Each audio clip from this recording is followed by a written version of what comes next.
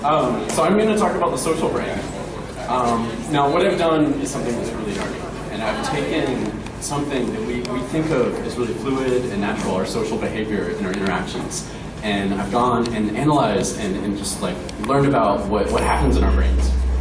Now, our brains are programmed for social behavior. We know this, we're social creatures. And there's a really interesting relationship between our brains and our social behavior.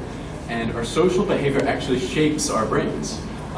It's really cool. Our brains are totally affected by the way that we interact and the way that we behave. And neuroscientists have discovered that there is a syncing that happens whenever we interact with another person, and our brains actually loop together.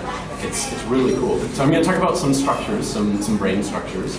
The anterior cingulate cortex, the orbitofrontal cortex, all these really nerdy terms. The amygdala, the mirror neurons.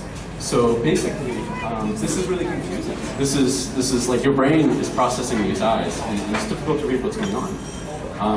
Now, we all know that like when we have a conversation with somebody, that eye contact is really important. And it's because our social brains are hard at work. They're processing information, they're taking things in. Something called the OFC, the orbitofrontal cortex. What's happening is your orbitofrontal cortex is taking in that information. And so you see somebody and you say, okay, well, how do I feel about this person? What do they feel about me? How should I respond in this particular circumstance? And what is their response to it? So it's a very high level structure. It's doing a lot of things. Moods and emotions. So emotions, a lot of times, like when stuff happens to us, we know, like, okay, well, somebody said something to me, and I may be sad or I may be really happy. But like moods, a lot of times we're not even aware of our moods. They just sort of happen, and we don't really know the cause. And it's because of the social brain and some of the structures. So the amygdala is super cool. It's sort of like a radar for the brain, and it talks. Basically, the amygdala looks for social cues in the face. So especially if you're experiencing anxiety or stress, then it's looking for cues in the face. Spindle cells are super important, and they operate really quickly, super fast. So if you've ever had an experience where you've seen somebody and you just instantly like them, or you instantly had a response to them, your spindle cells were at work, and they were processing information at about 1/20th of a second. Humans, of course, have spindle cells. So do other like sophisticated social creatures like apes and whales also have them. And they send communication between these other parts of the brain, the OFC, and another structure called the anterior cingulate cortex, which sort of coordinates emotions and responses. And so the amygdala is tied in there too. There's another really cool structure that provides basically this circuitry in the social brain. It's called mirror neurons. And mirror neurons are really cool because they allow your brain to sync up with somebody else's brain.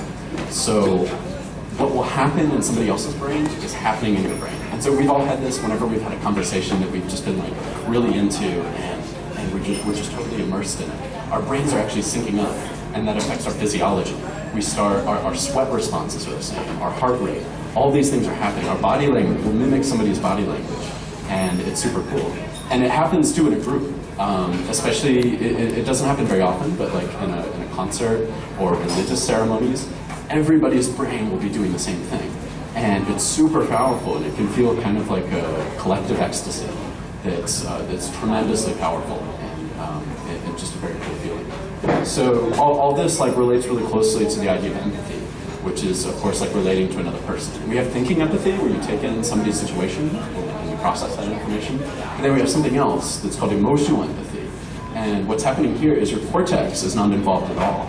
Instead, it's bypassing that, and you immediately have like a spontaneous response to that person, and you attune to them, and it's really cool. And this is closely tied into compassion, caring about other people. And so when that happens and you tune to somebody else, then you can take action. And that's when the other structures get involved, the OFC and the EFC, you decide to do something. So Asperger's and autism, people who have these ailments, not ailments, disease, but they have difficulties with the social brain. They have trouble reading people's facial expressions. And what's interesting is that men or boys are most likely to develop these traits or demonstrate them, and much more so than girls. So there's a guy named Simon Baron Cohen, and he's developed this sort of theory that Asperger's or autism is a reflection of something called the extreme male brain, which is very rational. It doesn't take in a lot of these social cues, as opposed to the extreme female brain, which he describes as emphasizing empathy and relating to others. In reality, all of us, men and women, are somewhere on that scale. Most of us are not having the extreme female or the extreme male brain. So oxytocin and vasopressin are hormones. Oxytocin is present in sex, and it's related to pair bonding, like when people mate. And it's also released in basically everyday sort of very simple social interaction. Like if you give somebody a hug, somebody touches you on the shoulder, then that's released, and it feels there's a good feeling that comes out of that. Everybody has an emotional set point, and basically what that is your left and right prefrontal cortex, and what you're more predisposed to being happy or sad, and that's affected by your emotions when you interact with other people. That basically it tips it in one direction or the other. You talk to somebody and then you're really happy, or you become sad. So that's it, really. Just like a few key messages is emotions are super contagious because of mirror neurons. And our interactions impact our brain and vice versa. Our social interaction changes our brain. And the closest distance between two brains is a smile or laughter. And it's really cool. That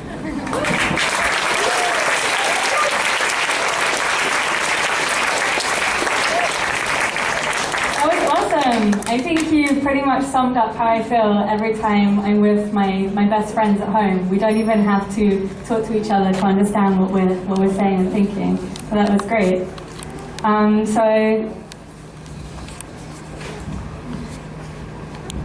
So what made you decide to do the talk on the social brain? Like what inspired you to do this talk?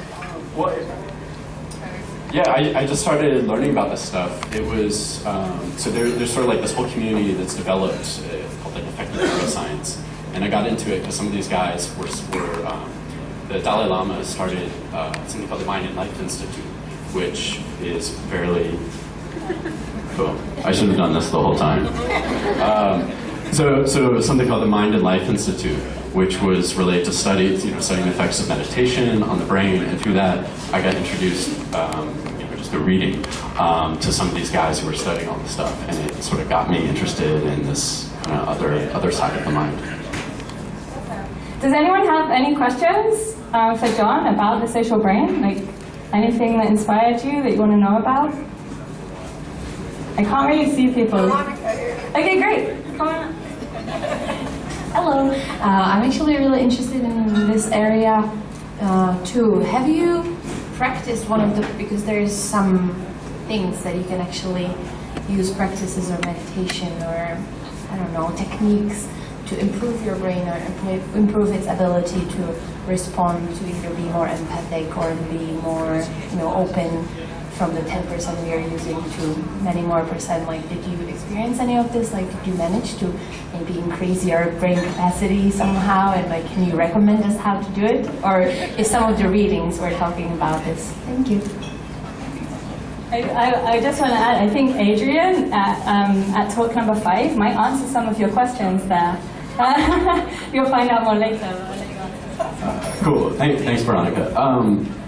One practice that's really good is meditation on compassion, and it's very cool. It basically impacts your ability to be connected to other people, and it kind of develops some of those qualities.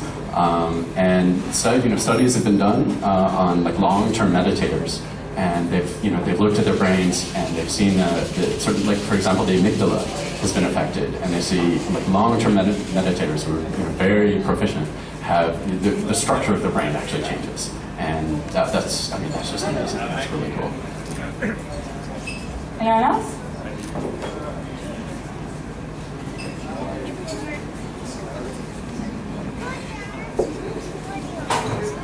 So he mentioned there was a disparity between men and women's brain, something to do with link. So why are men more susceptible to autism? I want to add to that. Is that true in all cultures or only mostly patriarchal cultures? Interesting question, and I don't know the answer. But you know, from what I've read, it didn't reference one culture or another. And I also don't know the answer, but it's just been observed that men just tend to have this more. And so this one theory that this guy has come up with is that men who do not have autism just are more, their brains are more prone to like systemization, and that it's more like honestly, like females are more socially intelligent. I have found. And so you find that this theory, the extreme female brain, is just sort of the other side of the spectrum. And so like why that is, like we don't know the answer, but then we just see that there's a lot more boys. At young age, you see kids who develop autism and Asperger's. Am I opening out to the house again? Can you see me? Okay, I can hear you. So I'm wondering about when you say social, we tend to think of social media these days, and I'm wondering if the effect of social media on our brains, and wondered if you have any opinions around that. Okay, so I just wanna check. So does social media affect and change? Yeah, being on Facebook all the time might affect your brain as a social. Oh, interesting. Yeah. So does being on social media, or did it actually change the way your brain is set up, and could you become more female and more social? Become socially retarded. So my opinion would be no, probably. And it's because everything we talked about, it's in-person interaction. And we experience it, especially if you're like a foreigner and you're talking to your folks back home, you're like on the phone or like on Skype or something. And there's like an element of the communication that's not there, right? And so, when we talk of the social brain, it really develops through these real-life social cues. When you pick up facial expressions from another person, there's a lot going on. So I think as a society, as we're using social media, it's a super cool tool and it's great. But in terms of communication, there's also a lot missing. Okay, one more. So someone at the back. Okay, I can jump in then because I wrote down a lot of stuff. Okay, so I think, I'm not a psychologist, but I think that sociopaths lack emotional empathy. So are they lacking in that OFCCF stuff? Okay, cool. Do you know the answer? I don't know. Okay, so it's not the OFC stuff, but sociopaths lack empathy, and so it's very complicated. But you have sociopaths and you have like narcissists and Machiavellians, and all of these are types, and they lack some aspect of the social brain. There's some parts that are not quite working correctly, and they don't empathize with people. They see the pain in somebody if they're suffering, and they can't respond. So they don't have that like I talked about empathy, like the instant empathy, like that can't happen. In the case of like Machiavellians, they'll use it to their advantage actually. So they'll register it and they'll think about it, but it doesn't have that sort of spontaneous quality to it, where they're just responding instantly. Instead, it's going through the cortex and they're thinking about how can I take advantage of the situation. And for sociopaths, they just kind of do whatever. They don't care. So they feel, but they do it anyway. They're not lacking emotional intelligence, they're lacking moral. Oh, they definitely lack emotional intelligence because emotional intelligence would imply that that would affect your activity. But for the sociopath, they don't feel it. They're completely immune to somebody's suffering, basically. Okay, well, thank you so much, John. Very great talk. Great.